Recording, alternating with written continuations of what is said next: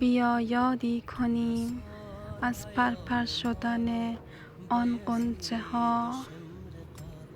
بیا یادی کنیم از پرپر شدن آن غنچه ها. چه گلهایی را که نچیدند از باغچه ها. یادی کنیم از پروانه هایی که تا ابد ماند در پیله ها. از مادرانی که ندید پرواز این پروانه ها. یادی کنیم از غم هایی که شادی را ربود از خانه ها. یادی کنیم از آن روزی که از سنگ و خاک شد گهواره ها.